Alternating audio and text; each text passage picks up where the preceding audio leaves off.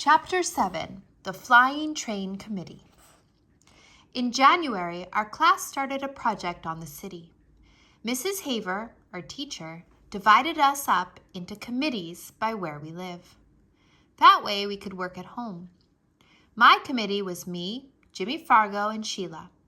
Our topic was transportation. We decided to make my apartment the meeting place because I'm the only one of the three of us who's got his own bedroom. In a few weeks, each committee has to hand in a booklet, a poster, and be ready to give an oral report. The first day we got together after school, we bought a yellow poster board. Jimmy wanted a blue one, but Sheila talked him out of it. Yellow is a much brighter color, she explained. Everything will show up on it. Blue is too dull. Sheila thinks she's smarter than me and Jimmy put together, just because she's a girl. So right away she told us she would be in charge of our booklet, and me and Jimmy could do most of the poster, as long as we check with her first to make sure she likes our ideas. We agreed, since Sheila promised to do 10 pages of written work, and we would only do 5. After we bought the yellow poster board, we went to the library. We took out 7 books on transportation. We wanted to learn all we could about speed, traffic congestion, and pollution. We arranged to meet on Tuesday and Thursday afternoons for the next 2 weeks. Our first few committee meetings turned out like this. We got to my place by 3:30, had a snack, then played with Dribble for another half hour. Sheila gave up on cooties when Fudge lost his front teeth, but it still isn't much fun to have her hanging around. She's always complaining that she got stuck with the worst possible committee, and that me and Jimmy fool more than we work. We only put up with her because we have no choice. Sheila and Jimmy have to be home for supper before 5:30, so at 5 o'clock we start cleaning up. We keep our equipment under my bed in a shoebox. We have a set of magic markers, Elmer's glue, Scotch tape, a really sharp pair of scissors, and a container of silver sparkle. Sheila carries our committee booklet back and forth with her. She doesn't trust us enough to leave it at my house. The poster board fits under my bed along with our supplies. We stack the library books on my desk. The reason I make sure we clean up good is that my mother told me if I left a mess, we'd have to find someplace else to work. By our 3rd meeting, I told Jimmy and Sheila that I'd figured out the solution to New York City's traffic problems. We have to get rid of the traffic, I said. There shouldn't be any cars or buses or taxis allowed in the city. What we really need is a citywide monorail system. That's too expensive, Sheila said. It sounds good, but it's not practical. I disagree, I told Sheila. It's very practical. Besides getting rid of traffic, it'll get rid of air pollution, and it'll get people where they're going a lot faster. But it's not practical, Peter, Sheila said again. It costs too much. I opened one of my books on transportation and read Sheila a quote. A monorail system is the hope of the future. I cleared my throat and looked up. But we can't write a report just about the monorail, Sheila said. We'll never be able to fill 20 written pages with that. We can write big, Jimmy suggested. No, Sheila said. I want a good mark on this project. Peter, you can write your 5 pages about the monorail system and how it works. Jimmy, you can write your 5 pages about pollution caused by transportation. And I'll write my 10 pages on the history of transportation in the city. Sheila folded her arms and smiled. Can I write big? Jimmy asked. I don't care how big you write as long as you put your name on your 5 pages, Sheila told him. That's not fair, Jimmy said. This is supposed to be a group project. Why should I have to put my name on my 5 pages? Then don't write big, Sheila shouted. Okay, I'll write so small, Mrs. Haver will need a microscope to see the letters. Very funny, Sheila said. Look, I told both of them. I think all our written work should be in the same handwriting. That's the only fair way. Otherwise, Mrs. Haver will know who did what, and it won't be a group project. Say, that's a good idea, Jimmy said. Which one of us has the best handwriting? Me and Jimmy looked at Sheila. Well, I do have a nice even script, Sheila said. But if I'm going to copy over your written work, you better give it to me by next Tuesday. Otherwise, I won't have enough time to do the job. And you two better get going on your poster. Sheila talked like she was the teacher and we were the kids. Me and Jimmy designed the whole poster ourselves. We used the pros and cons of each kind of transportation. It was really clever. We divided a chart into land, sea, and air, and we planned an illustration for each, with the airplane done in silver sparkle and the letters done in red and blue magic marker. We got halfway through the lettering that day. We also sketched in the ship, the plane, and the truck. When Sheila saw it, she asked, "Is that supposed to be a train?" "No," I told her. "It's a truck." "It doesn't look like one," she said. "It will," Jimmy told her, "when it's finished." "I hope so," Sheila said, "because right now it looks like a flying train." "That's because the ground's not under it yet," Jimmy said. "Yeah," I agree. "See, we've got to make it look like it's on a street. Right now it does kind of look like it's up in space." "So does the ship," Sheila said. "We'll put some water lines around it," I told her. "And some clouds around the plane," Sheila said. "Listen," Jimmy hollered. "Did anybody ever tell you you're too bossy? This poster is ours. You do the booklet. Remember? That's the way you wanted it." "See? There you go again," Sheila said. "You keep forgetting this is a committee. We're supposed to work together." "Working together doesn't mean you give the orders and we carry them out," Jimmy said. My feelings exactly, I thought. Sheila didn't answer Jimmy. She picked up her things, got her coat, and left. "I hope she never comes back," Jimmy said. "She'll be back," I told him. "We're her committee." Jimmy laughed. "Yeah, we're all one happy committee." I put our poster under the bed, said goodbye to Jimmy, then washed up for supper. My mother was being pretty nice about our committee meetings. She arranged to have Fudge play at Ralph's apartment on Tuesdays and at Jeannie's on Thursdays. Sam has the chicken pox, so he can't play at all. I was glad that next week would be our last committee meeting after school.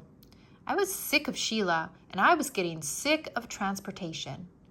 Besides, now that I knew a monorail system was the only way to save our city, I was getting upset that the mayor and all the other guys that run things at City Hall weren't doing anything about installing one.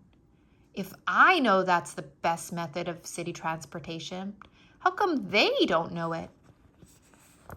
The next day, when I came home from school, I went into my bedroom to see Dribble, like I always do. Fudge was in there, sitting on my bed. "Why are you in my room?" I asked him. He smiled. "You know you're not supposed to be in here. This is my room." "Want to see?" Fudge said. "See what?" "Want to see?" "What? What are you talking about?" I asked. He jumped off my bed and crawled underneath it.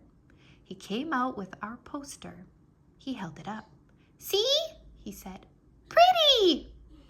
"What did you do?" I yelled. "What did you do to our poster?" It was covered all over with scribbles in every color magic marker. It was ruined. It was a mess, and it was ruined. I was ready to kill Fudge. I grabbed my poster and ran into the kitchen to show it to my mother. I could hardly speak. "Look," I said, feeling a lump in my throat. "Just look at what he did to my poster." I felt tears come to my eyes, but I didn't care. "How could you let him?" I asked my mother. "How? Don't you care about me?" I threw the poster down and ran into my room. I slammed the door, took off my shoe, and flung it at the wall. It made a black mark where it hit. Well, so what? Soon I heard my mother hollering and then Fudge crying. After a while, my mother knocked on my bedroom door and called, "Peter, may I come in?" I didn't answer. She opened the door and walked over to my bed. She sat down next to me. "I'm very sorry," she said. I still didn't say anything. "Peter," she began. I didn't look at her. She touched my arm. "Peter, please listen. Don't you see, Mom? I can't ever do my homework without him messing it up. It just isn't fair. I wish he was never born. Never. I hate him." "You don't hate him," my mother said. "You just think you do." "Don't tell me," I said. "I mean it. I really can't stand that kid." "You're angry," my mother told me. "I know that. And I don't blame you. Fudge had no right to touch your poster. I spanked him." "You did?" I asked. "Fudge never gets spanked. My parents don't believe in spanking." "You really spanked him?" I asked again. "Yes," my mother said. "Hard?" I asked. "On his backside," she told me. I thought that over. "Peter," my mother put her arm around me. "I'll buy you a new poster board tomorrow. It was really my fault. I should never have let him into your room." "That's why I need a lock on my door," I said. "I don't like locks on doors. We're a family. We don't have to lock each other out." "If I had a lock, Fudge wouldn't have gotten my poster." "It won't happen again," my mother promised. I wanted to believe her, but really I didn't. Unless she tied him up, I knew my brother would get into my room again. The next day, while I was at school, my mother bought a new yellow poster board. The hard part was explaining to Jimmy that we had to start all over again. He was a good sport about it. He said this time he'd make sure his truck didn't look like a flying train. And said this time I said this time I'd make pencil marks so my letters didn't go uphill. Our committee met that afternoon. Sheila didn't mention the last time. Neither did we. Me and Jimmy worked on the poster while Sheila copied our written work into the booklet. We'd be ready to give our oral report to the class on Monday. Not like some committees who hadn't even started yet. By 5 o'clock, we had finished our poster and Sheila was almost done with the cover for our booklet. Jimmy walked over and stood behind her, watching her work. After a minute, he yelled, "What do you think you're doing, Sheila?" I got up from the floor and joined them at my desk. I took a look at the cover. It was pretty nice. It said, "Transportation in the City." Under that, it said, "By Sheila Tubman, Peter Hatcher, and James Fargo." And under that, in small letters, it said, "Handwritten by Miss Sheila Tubman."